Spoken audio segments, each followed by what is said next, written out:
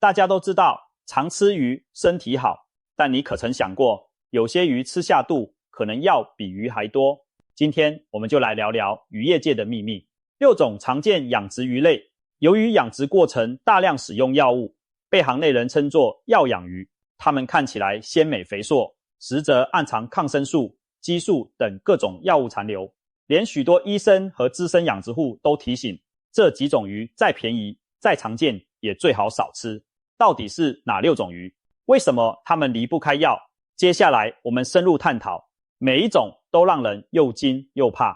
第一种，石斑鱼，抗生素泡大的美味。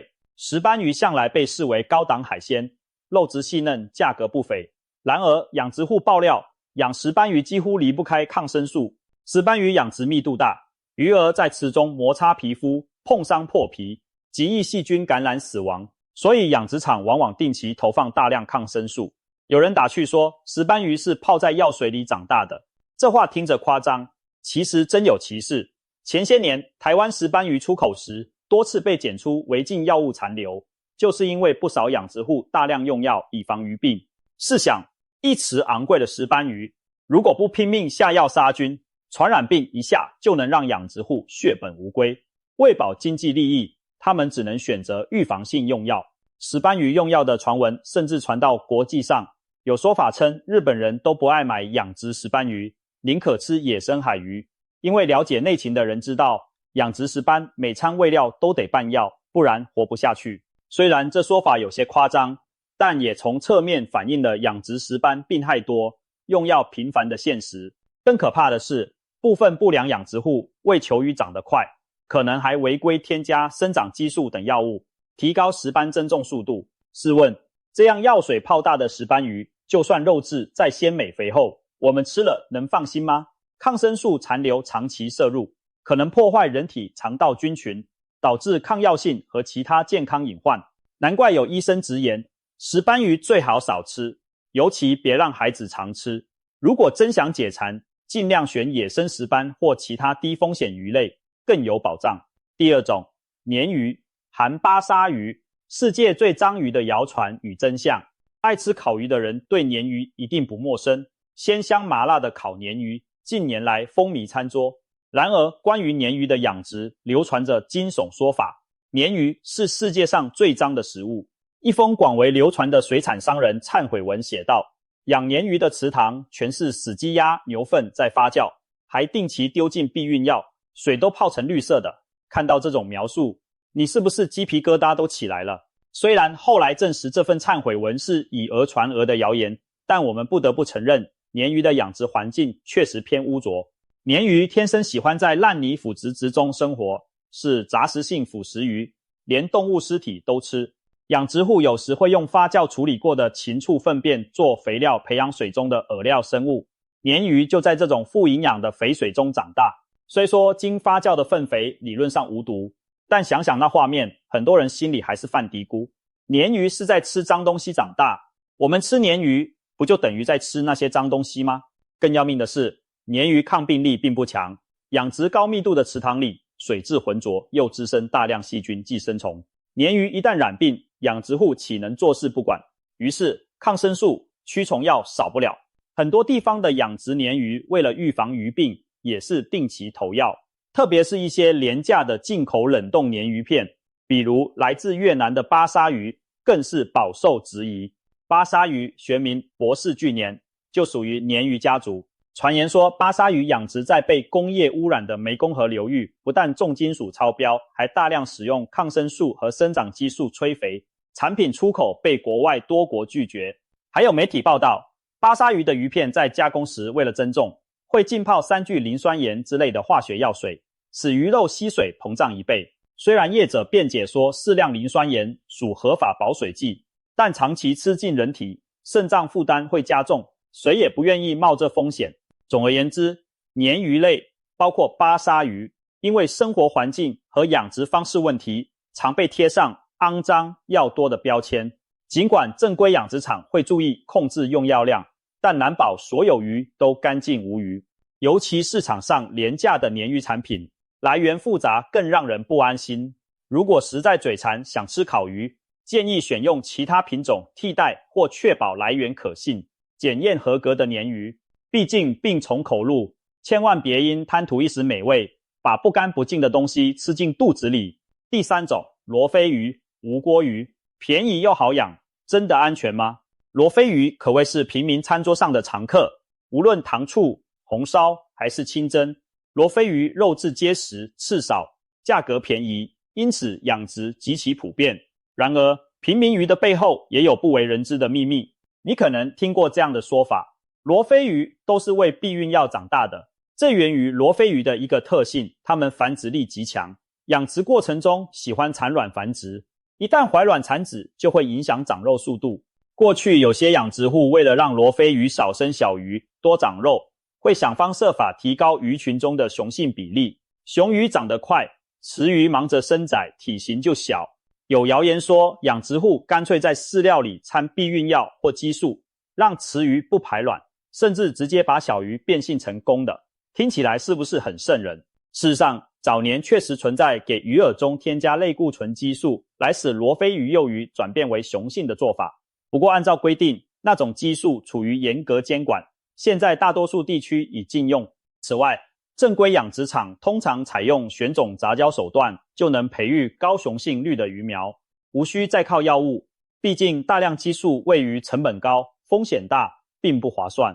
但是我们也不得不注意到，罗非鱼虽说耐病力比较强，可在高密度养殖下仍然可能爆发疾病，例如链球菌、寄生虫等。所以一些养殖场也会预防性投喂抗生素。罗非鱼对水质要求不高，甚至有点皮实，臭水沟、污水塘也能活，但环境差了，细菌滋生就多，难免药物伺候。另外，罗非鱼有股土腥味是人尽皆知的，如果养殖水质不好，饲料低劣，土腥味更重，有人担心不良养殖户会不会用什么药物去腥，例如有没有可能违规使用孔雀石绿这类药，它能抑菌除寄生虫，也有一定去除土味的效果。但孔雀石绿是明令禁用的致癌物，一旦鱼体残留被检出，后果严重，所以正规养殖不敢乱用，但黑心商家就难说了。曾有报道指出，市场上某些罗非鱼检出孔雀石绿，令人后怕。综合来看，罗非鱼因其价格低廉、养殖广泛，市场上鱼龙混杂。我们并不是说所有罗非鱼都有药物问题，而是在鱼源不明的情况下，这种廉价养殖鱼潜在风险相对更高，尤其是老人、小孩或孕妇，最好少吃来路不明的罗非鱼。如果要吃，尽量选择正规品牌的冰鲜或冷冻产品，这些通常检验把关较严。别贪街边几块钱一斤的不知哪来的活罗非鱼，贪小便宜可能吃进大麻烦。总之，罗非鱼作为养殖界的平民英雄，也有它不光鲜的一面，食用时多留个心眼总没错。第四种，黄鳝，避孕药催肥的传闻。说到黄鳝、鳝鱼，有的人垂涎于红烧鳝段的美味，有的人却谈之色变。为什么？因为坊间盛传黄鳝是避孕药养大的。这个说法从2000年前后就开始流行，直到今天仍阴魂不散。黄鳝养殖在以前技术不成熟时确实很难，野生鳝鱼不好繁殖，人工养殖常常长不大或容易死。早年一些养殖户为求成功，可谓病急乱投医。据说有人尝试在饲料里添加人用避孕药，期望以此抑制鳝鱼的繁殖生长更快，这就是那骇人传言的由来。然而实际结果如何呢？水产专家透露，当年试验发现，喂避孕药的黄鳝一开始似乎胖得快一点，仅 10% 左右优势，但1-2个月后就大量死亡。高剂量激素喂养组死亡率高达90%，中低剂量组情况也很糟。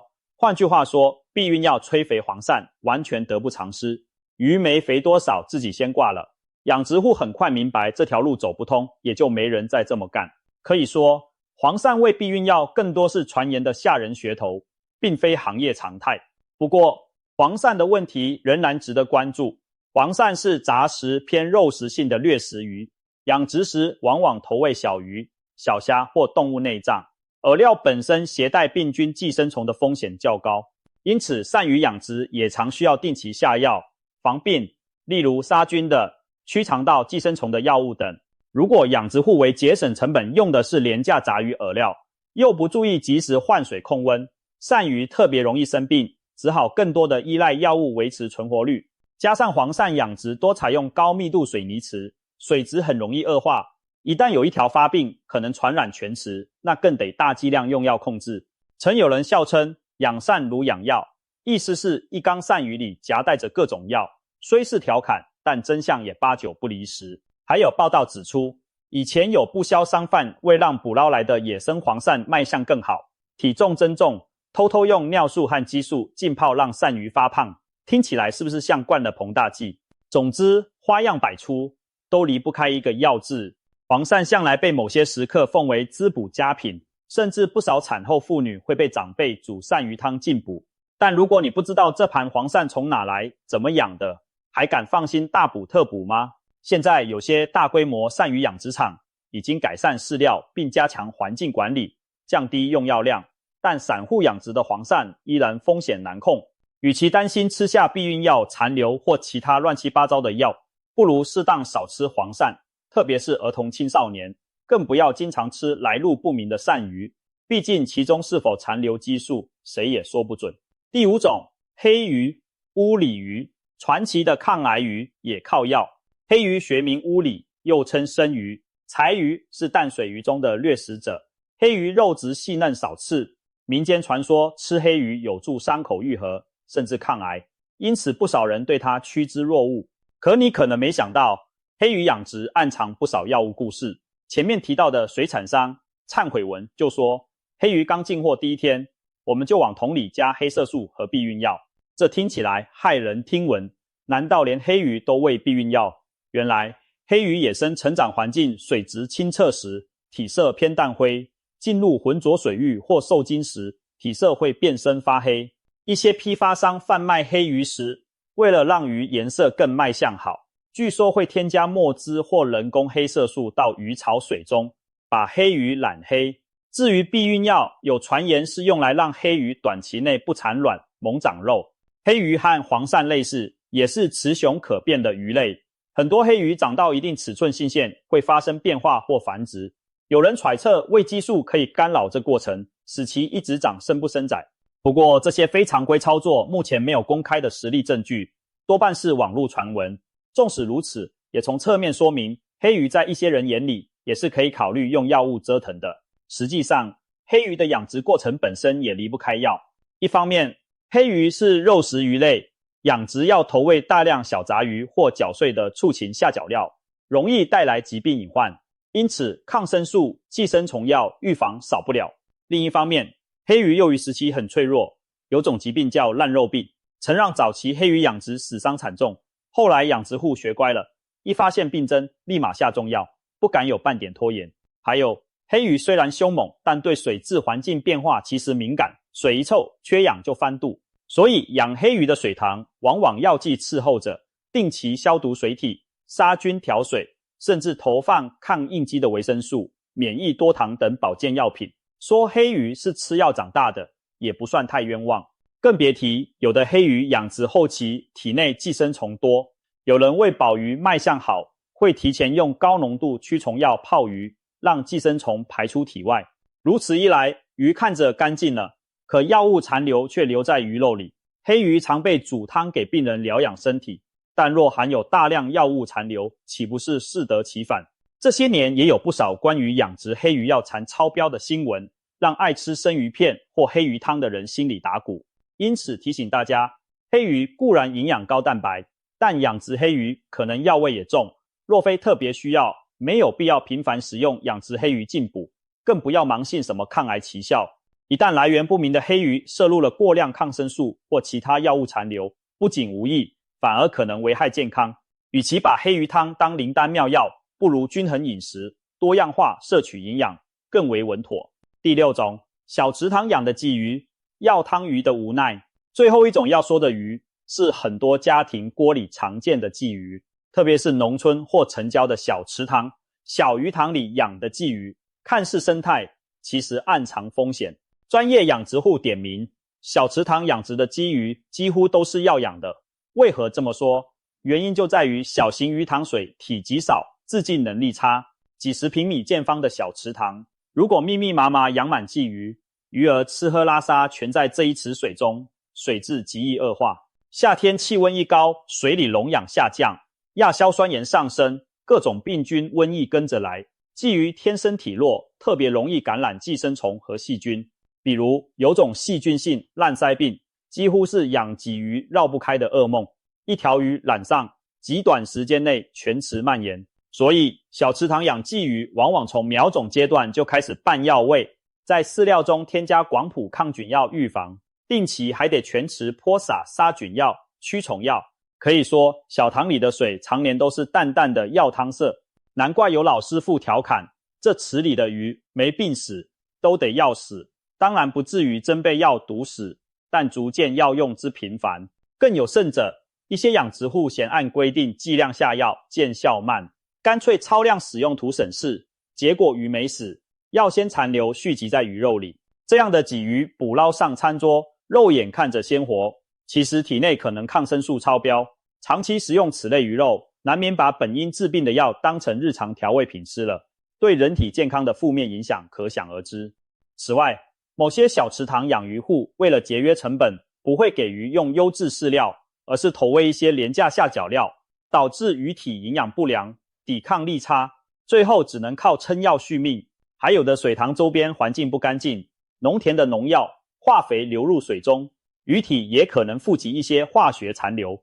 我们肉眼看到的一尾尾胖鲫鱼，也许早已是百草香附体。相比之下，那些大水面像是水库、湖泊里散养的鲫鱼，由于水质好、密度低，很少需要用药，吃起来就让人放心许多。所以吃鱼不求大，不求多，安全最重要。与其图便宜买来历不明的小塘养殖鱼，不如花同样甚至稍多的钱买野生或大水面养殖的鱼类。说了这么多，总结一下，以上6种鱼，石斑鱼、鲶鱼、巴沙鱼、罗非鱼、黄鳝、黑鱼、池塘鲫鱼，要么是养殖环境脏离不开药，要么是自身体质弱，非药不长，或者干脆就是被谣传药物喂大而形象受损。这些鱼并非完全不能吃，但普通消费者难以判别哪些产地或批次是安全的，特别是免疫力弱的老人、小孩，经常吃可能积累药物残留在体内，诱发健康问题，药三分毒，更何况是为了防病催肥而投下的大把药物。我们不妨参考那些注重健康的专业人士的做法，少吃这些风险鱼种，即便吃也选信誉好、检验合格的品牌产品。平时尽量选择野生深海鱼类或低密度无药养殖的鱼类替代，虽然价格高些，但吃得安心。鱼跃龙门本是美谈，可别让药毁了这份美好。面对市场上一条条看似肥美的养殖鱼，我们要时刻心存疑问，这背后是否有我们不知道的药物在支撑？俗话说，病从口入。在食品安全问题频出的今天，谨慎选择每一道入口的食材，就是对自己和家人健康负责。希望这6种药养鱼的提醒，能让大家在满足口腹之欲的同时，多一分理性考量。记住，贪鲜莫贪便宜，养生优于饕餮，远离过度用药的鱼类，让饮食回归本真的安全与健康。